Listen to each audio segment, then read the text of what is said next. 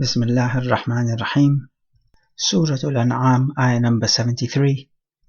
قال الله تعالى: وهو الذي خلق السماوات والأرض بالحق ويوم يقول كن فيكون قوله الحق وله الملك يوم ينفخ في الصور عالم الغيب والشهادة وهو الحكيم الخبير. He says he is the one who created the heavens and the earth. So the earth is the land that all humans live on, and the heavens is just everything above it. So the skies, and above that the galaxies, the stars, and all those things beyond that as well. We know that there are 7 layers of heavens. Bilhaq, it means here with a wisdom, meaning there is a reason why he has created these things. It's not just without purpose. So obviously creating humans on planet Earth is so that they may worship Allah Jalla wa Ala. Okay, what about all the other celestial bodies and so on? Well, this is so that the creative powers of Allah Jalla wa Ala may become manifest to His creation, to angels and to mankind. And also in each layer of the heavens there are angels worshipping Allah Jalla wa Ala. And he goes on to say, and the day when He will say, Kun, be, and it will be. Okay, what is this referring to? He will say be, referring to Yawm al-Qiyamah. So He will say be, and Yawm al-Qiyamah will be, meaning it will happen. Qawluhu, His statement, al-Haq, is the truth. He goes on, Walahul Mulk, He will have the total dominion the day when the trumpet will be blown. So Sur is the trumpet, Nafakha is the verb used, Nafakha yanfakhu, nafkhan, to blow. And we know that Israfil is going to blow into the trumpet to mark the beginning of Yawm al-Qiyamah. He says, Alimul Ghaybi wa Shahada, the knower of the seen and the unseen. So when he says Alimul Ghayb, what it means is Wahuwa Alimul Ghayb, and He is the Alimul Ghaybi wa Shahada. One might also ask that he says that He will have the dominion on the day of resurrection, but does He not have the dominion even today? And the answer is yes, of course. To Him belongs the dominion before and after Yawm al-Qiyamah. But it's just that today there are many people who own much as well. You can easily tell the difference between a millionaire and a street beggar by the possessions that they have. But on Yawm al-Qiyamah, you will not be able to tell the difference between a street beggar and a millionaire or a billionaire, because everyone will have nothing. Everyone will come naked, without wearing any shoes, uncircumcised. They will all be the same. You cannot tell the difference between the rich and the poor. So on that day, the dominion of Allah Jalla wa Ala will be much more pronounced. And the ayah ends off with 2 of His names, Al-Hakim and Al-Khabir, along with their respective attributes, which every name contains, of course. So reflecting on ayah number 73, we take that, first of all, He is the creator, so He is the Rabb. Rububiyyah belongs to Him. We also find that He creates, but He creates for a purpose, because He says bil-haq, which means bil-hikmah, and this is because He is all-wise. And so when we talk about hikmah, what we intend is when you do something for a praiseworthy aim. Note that this praiseworthy aim does not need to be immediately apparent. In fact, much of the hikam of Allah Jalla wa Ala is not apparent to us at first glance. We also find that He will establish Yawm al-Qiyamah by simply telling it to be. So you see here that He does not need to exert any effort to make things happen. He just needs to speak it into existence. We also take the fa'idah that Allah Jalla wa Ala speaks the truth and nothing but the truth, where He says qawluhu al-haq, His statement is the truth.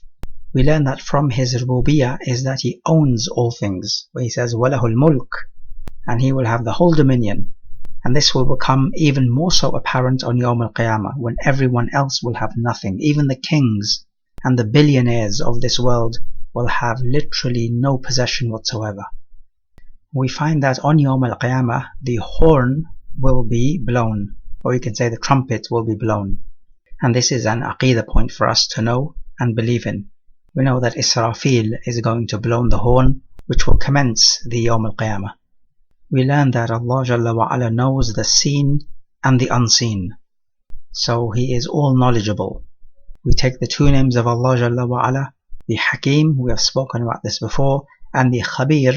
This is the same as Alim, the knowledgeable. However, the word Khabir also has an added connotation that He knows the secret matters, that which is difficult to unearth. Ayah 74. وَإِذْ قَالَ إِبْرَاهِيمُ لِأَبِيهِ آزَرَ أَتَتَّخِذُ أَصْنَامًا آلِهَةً إِنِّي أَرَاكَ وَقَوْمَكَ فِي ضَلَالٍ مُبِينٍ. In this ayah, Allah Jalla wa Ala turns His attention to His Khalil, His most beloved friend, who is Ibrahim alayhi salam. وَإِذْ, and mention when Ibrahim alayhi salam said to his father Azar. So that's the name of his father, Azar. And it's interesting that this ayah should mention the name of the father of Ibrahim, especially because the name of his father is not really relevant to our guidance. And the Quran does not normally give names of people and places if there is not too much riding on it. For example, it does not give the name of the Pharaoh whom Musa alayhi salam had to deal with. And Allah Jalla wa Ala has reasons for doing what He does. So Ibrahim alayhi salam asks his father, do you take asnam, the idols, as aliha, as gods? The word asnaman and aliha are maf'ul bihi, of the verb tattakhidh. He says, Inni, indeed I, araka, see you, wa qawmaka, and your people, in plain misguidance. Also, it is worth knowing that there are many baseless claims regarding the name of the father of Ibrahim alayhi salam. Some people say his name was Tarih, or even pronounced Tarikh, and some even said that Azar was not the name of the father, but rather the name of the paternal uncle of Ibrahim alayhi salam. And all of these claims are contrary to what is clear-cut in the Quran. Reflecting on ayah number 74, we notice that Allah Jalla wa Ala uses the example of Ibrahim alayhi salam to teach others. This is fitting because the mushrikun accept Ibrahim alayhi salam as one of their forefathers. The Jews and the Christians also accept Ibrahim alayhi salam as a true prophet. So Ibrahim alayhi salam is acceptable to all people. So his example is fitting to be used. Just as Allah Jalla wa Ala uses Musa alayhi salam and his story so that it may appeal to the Yahud, and He uses Isa alayhi salam in the Quran so that it could appeal to the Christians. We also notice that Ibrahim alayhi salam is asking a question to his father, but it is not a question of inquiry. It is a question of rebuke. So here we have a son rebuking his father, and this is permissible in matters regarding the truth. And this is not seen as being disobedient or rebellious against the parents. Indeed, it is good treatment to parents. It is from your birr to your parents that you should correct them when they go wrong with regards to the rights of Allah Jalla wa Ala. And notice how Ibrahim alayhi salam does not mince his words. He is not being diplomatic. He is being straightforward and forthcoming. He says to his father, I see you and your people in plain error. This would normally be seen to be rude and a bit too bold. However, with regards to the rights of Allah Jalla wa Ala and with regards to the truth, you just have to be straightforward, because you have to get the message across unambiguously, such that no one could misinterpret your words.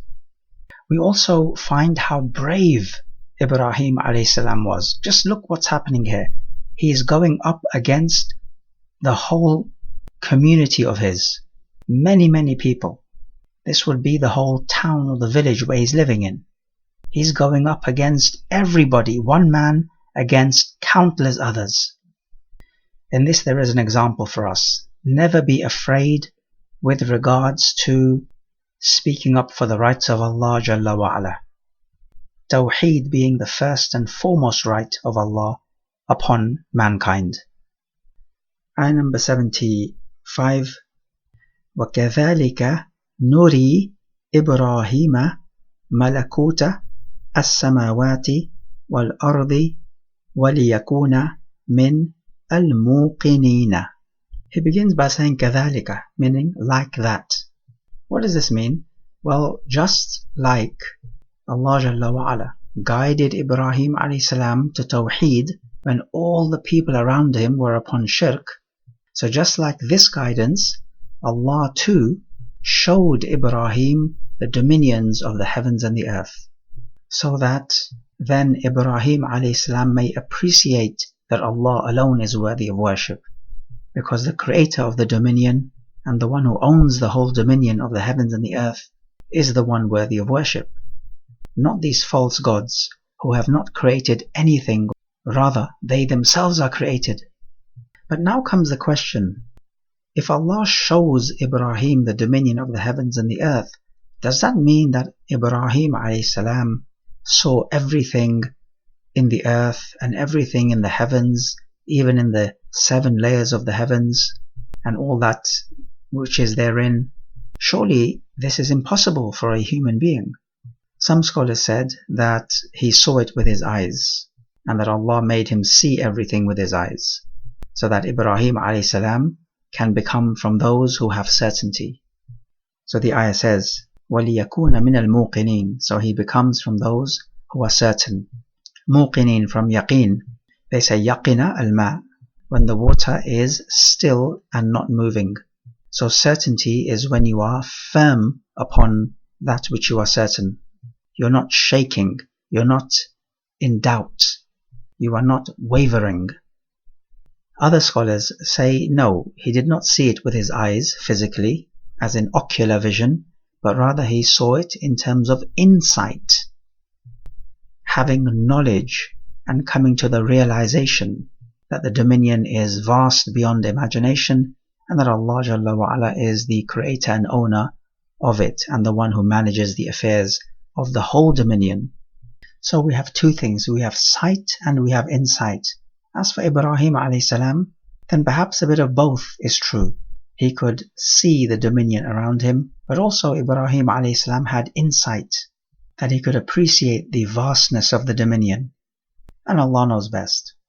But the point is that the heart of Ibrahim alayhi salam was at rest with Tawheed when he realizes and internalizes the truth that the vast creation has to have a creator worthy of worship. Reflecting on ayah number 75, we immediately notice the favors of Allah Jalla wa'ala upon Ibrahim alayhi salam. The greatest favor that Allah can bestow upon you is to grant you insight and knowledge and understanding of this deen, because all goodness sprouts forth from fiqh in your deen.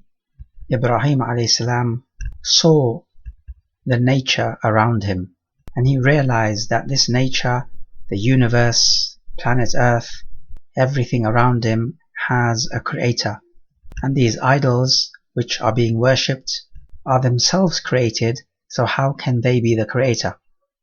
We mentioned the difference before. Is it the fact that Allah showed Ibrahim via ocular vision the heavens and the earth, so that he would be able to see even those matters which we cannot see? Some have said this. Another interpretation is he was not given vision, but rather he was given insight.